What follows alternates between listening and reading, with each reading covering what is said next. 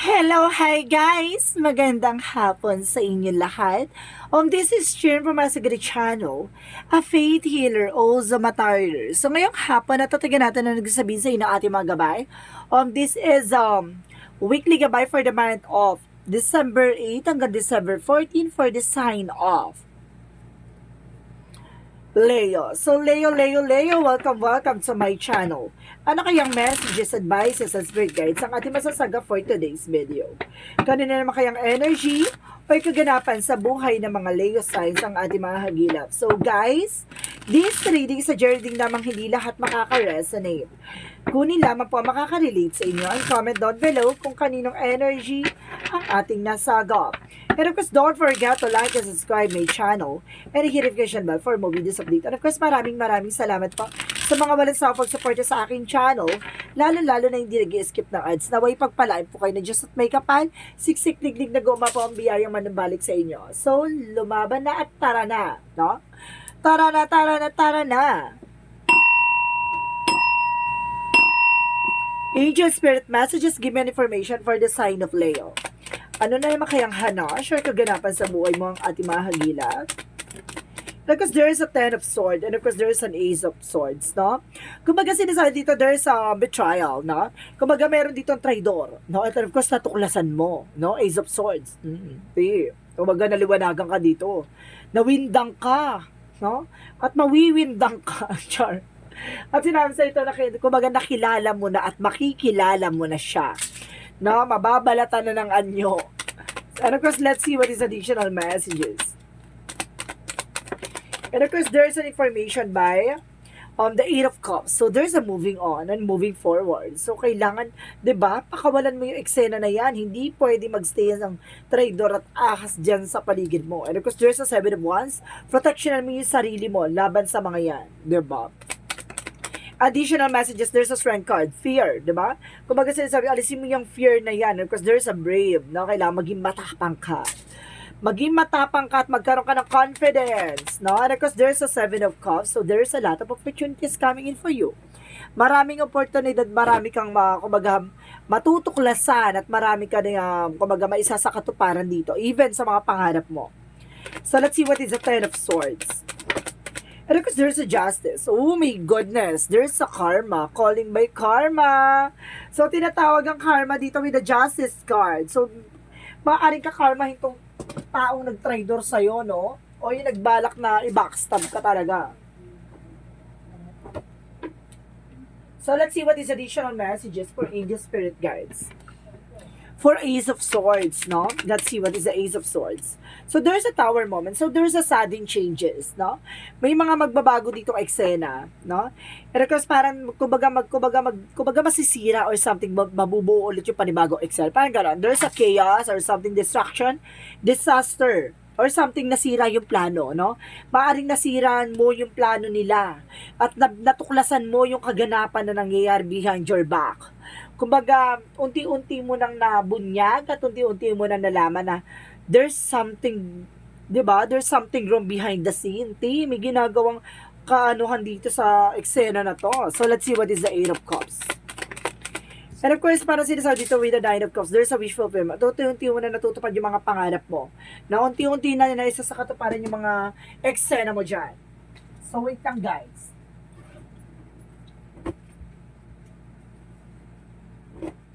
Pagkatapos ng dala mo po. Sa lote.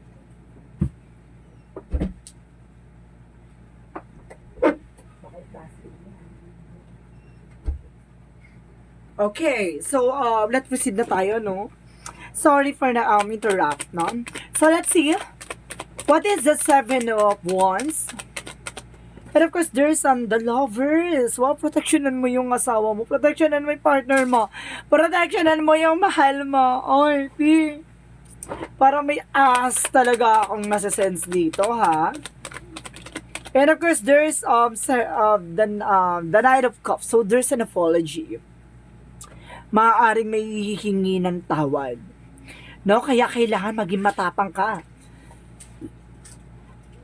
Hindi yung, hindi ka naman sinabi maging matapang ka, sugurin mo, sabunutan mo, walang ganong eksena ha. Maging matapang ka sa mga desisyon mo sa buhay. Hindi ko rin masinabi maging maladesisyon ka.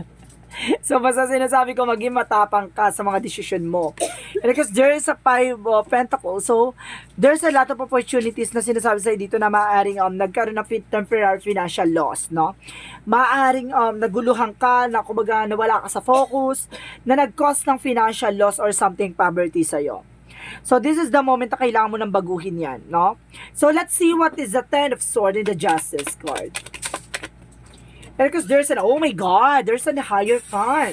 So, there's a lesson learned. So, dapat natuto ka na, no? At dapat, natuklasan mo yung mga bagay na yun, dapat alam mo kung saan ka lulugar, kung ano ang magiging decision mo at ang eksena mo, 'di ba? Kumbaga, sinasabi sa'yo dito, wag na wag kang gaganti, no? Hayaan mo ang karma ang magbigay sa kanila ng parusa, 'di ba? Kumbaga, kung may mga bagay man yan, involvement man dyan sa eksena na yan, no? Kumbaga, kailangan mong, magkaroon ng distansya, no? Iwasan mo yung mga bagay na alam mong hindi makakatulong sa'yo. Maging matalino sa pagdidesisyon at maging mabusisi lahat ng sa eksena, no? So, let's see what is the Ace of Swords in the Tower moment. And because there's a Six of Swords, there's a transition. I told you, di ba? Kumbaga, kung maaari lang kumawala ka sa situation, umalis ka sa situation, kumbaga, sinasabi sa'yo dito na, the more na, kumbaga, ikaw yung umalis at ikaw na yung umiwas, kumbaga, nasa sa'yo papaborang good fortune, no? Kumbaga, kumbaga, sinasabi sa'yo dito na, hindi mo kabawasan sa sarili mo na, di ba, umiwas, no? Kaysa pumatol. Pag pumatol ka, lalaki. Kapag ganitong eksena, di ba? So, ba ibig sabihin dito, alisin mo, or alisin mo sa landas mo, or palayasin mo. Char. Mas alisin mo siya sa eksena mo. And I guess there is a Moon card by the Eight of Cups, the Nine of Cups, and the Moon card. So there's a truth reveal. I told you, diba? Malalantad na. And of course, this is the moment that there's a moving on. And look, moving forward. Diba? And the Nine of Cups represents a wish fulfillment that brings you a dream. Diba? At tupagin mo yung mga bagay-bagay na alam mo magkakaroon sa'yo ng growth and expansion. Even, of course, nasasaktan ka, no? Even na nasasaktan ka, pero kailangan mo talagang lumaban. Diba? So, let's see what is the Seven of Wands and the Lovers. And of course, guys, there's an Eight of Wands and of course the Ten of Wands. So, there's a lot of messages coming in for you. There's a trouble. And of course, itong burden na to yung nagbigay talaga sa iyo ng parang kaliwanagan sa lahat ng eksena. Kailangan mo proteksyonan yung growth mo. Even your love life, no? Kumbaga sinasabi sa iyo dito na kailangan mong, kung maaari lang, wag ka na magpapasok ng ahas sa buhay mo, no? Kasi maaaring, di ba? Maaaring tumanggap ka na kumbaga napapalaki mong ahas sa tatraydorin ka at the end of the time. Diba? Kailangan magkaroon ng distance or something ng balance, no? Hindi yung kumbaga hindi sa lahat ng oras dapat alam nila yung mga informations mo kasi nang sa ganun hindi yan magamit sa kahinaan mo. So let's see what is the Strength card and of course the Nine of Cups. Because there's a Two of Wands. So, there's a two paths. So, there's a two choices. No? Kapag titingnan mo dito yung better side of situation, yun lagi mong titingnan. Yung pinaka magiging magandang eksena, no? At magiging decision mo sa pangyayaring yan. No? At magkakaroon ka ng kaliwanagan at the end of the time. So, let's see what is the Seven of Cups and the Five of Pentacles. And of course, guys, there's a Hangman, no? Kumbaga sinasabi sa'yo dito nagkaroon ng delays about sa or something cancellation about sa mga opportunities sa'yo na kaya nagkaroon ng cost ng no? Ng financial loss. Kumbaga sinasabi sa'yo dito na kumbaga na you're feeling entrapment or something, parang hindi ka nakakilos, hindi ka nakagalaw dahil sa situation, no? And kasi sinasabi sa'yo dito na kailangan mo na i-let go yan and also sacrifice, no? Sa mga nangyayari sa'yo. So, let's proceed tayo sa ating angel spirit.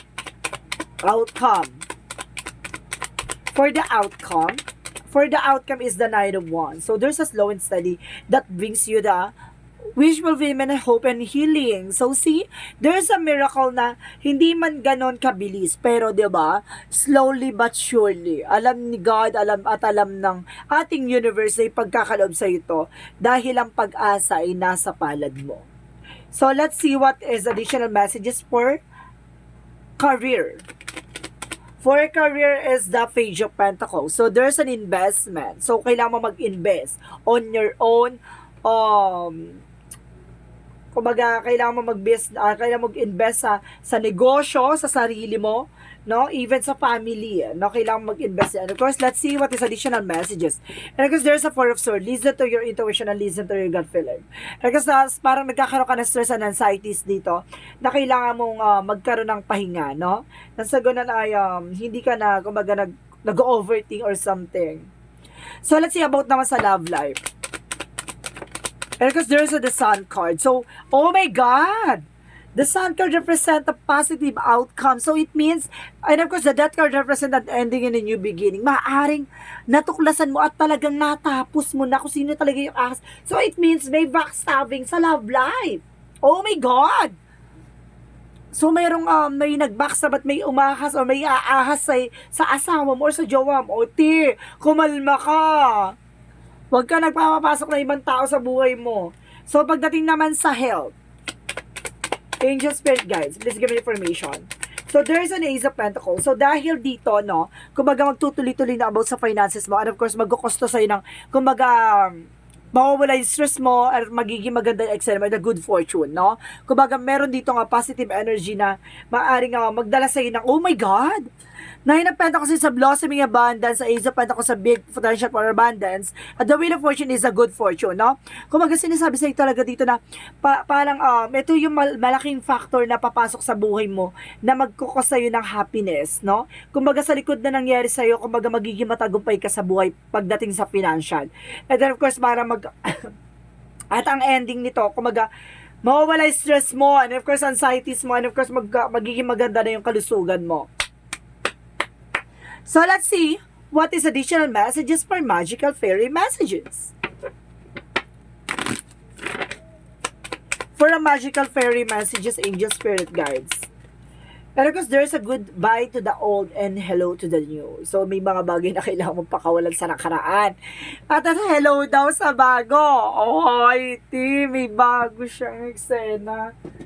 Diba?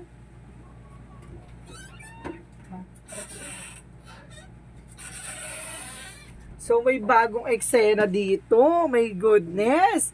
So, next naman tayo sa card for Yin and Yang Oracle card.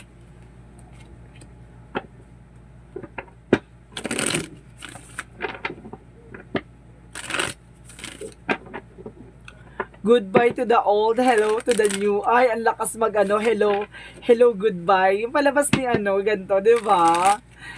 Ang lakas ng dito. Parang, alam mo, parang to ha, kung maaring yung artista na yun, sino ba yun?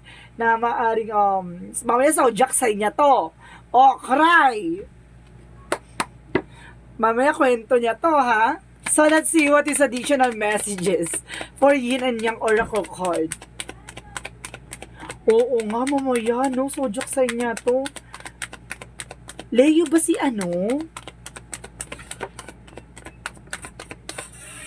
No, mamaya kwento niya to. Pero because there's a comfort zone. So there's a clingy. Kumbaga, kailangan niya kumawala sa comfort zone niya. Kumbaga, oh my God, parang kwento talaga to ng isang artista.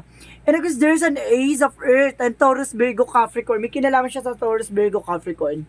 Oh my God. Parang biglang pumasok sa isip ko siya dito sa, eksena na to. So let's see what is the... Okay. My God, parang biglang So, let's see what is additional messages for Angel Spirit. Parang time first muna siya sa eksena. Parang gano'n. Parang gusto kong dagdagan. Kung in case na magkahiwalay ito, magkakabalikan ba to? Kasi parang bigla ako naloka eh. And the word card, may nagsisisi. May nagsisisi dito. Moving forward and moving on, no? Healing and forgiveness. Magkakaroon talaga ng forgiveness. At the same time, there is a success by fulfillment. And of course, talagang magkakaroon talaga ng maaaring magkaayos sila siguro sa ibang bansa. Ganon. Kumbaga, magkakaroon sila ng, pag-uusap doon sa ibang bansa. Or something naman, na maaaring taga-ibang bansa yung person, o ikaw naman taga-ibang bansa ka, ganon, no? Or some of you, baka magkakabalikan din kayo ng person mo. Kung ikaw ay Leo signs. So, let's see what is additional messages. Bigla lang ako na-intriga. And of course, there's the Seven Star Sisters. So, there's an information like birthing creation, no?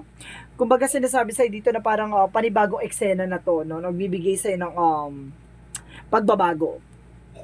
Parang bagong ano na siya, parang dinala ka sa bagong simula. Parang dinala ka ulit dun sa paano ka nagsimula, no?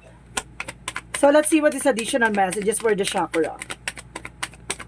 And there's a guest, no? Maraming guest dito or something, maraming yung bida-bida. Or maraming mga kontrabida or something na bibisita, no? And of course, there's a prayer. No, kumaga, ito yung eksena na kailangan mo idasal to, no? At kailangan mo hilingin sa taas yung iyong healing. Let's see for Archangel Raphael. And there's a sobriety. Ibig sabihin, kailangan mo ng fruits and vegetables, no?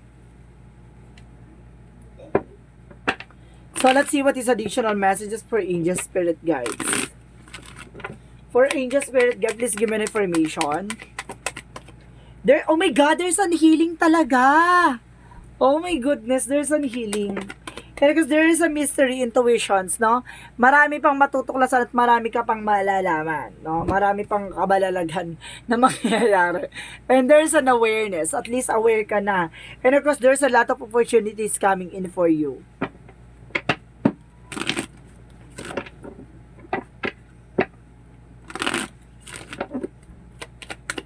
Let's see what is additional messages for angel spirit guides.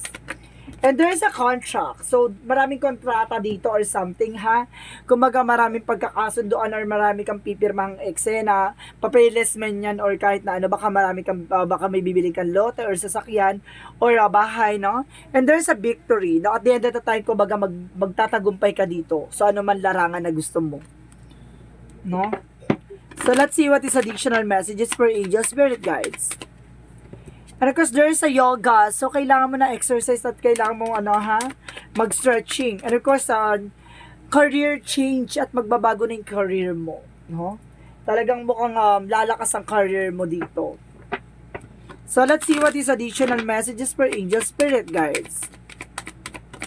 And there's an abundance. No? Kasaganahan talaga ang talagang nakaabang sa'yo.